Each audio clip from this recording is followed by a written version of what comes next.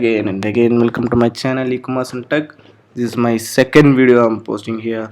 I hope the viewers who's watching my video getting more insights about the content I'm posting. Is there any issue? Just post it in my comment. Was any interesting? Just post it in my comment also.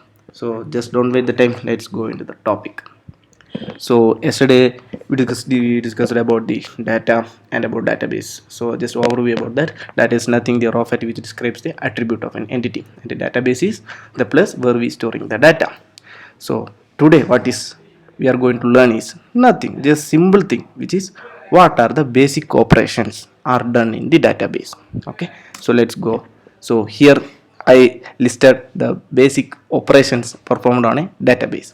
Okay, so that's the four things, importantly the basic things which is performed on a database. That is, first thing is create or insert, and second thing is read or retrieve, and third thing is update or modify, and fourth is delete or drop.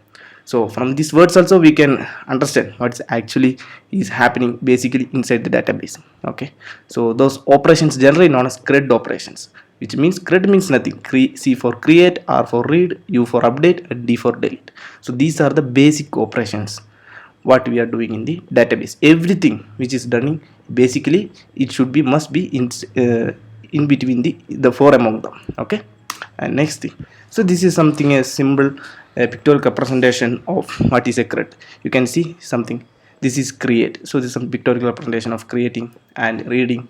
So here you can see here update and delete, something simple. So what we are doing in the database. Okay, and let's go with a simple example in our real time example what we are doing in which comes in our daily life. Okay, so let's take an example of mobile messaging. Okay, so for example, creating a message, usually in WhatsApp, also normal text message, we will open the app or messaging app, we will create a message, so that becomes to the create part.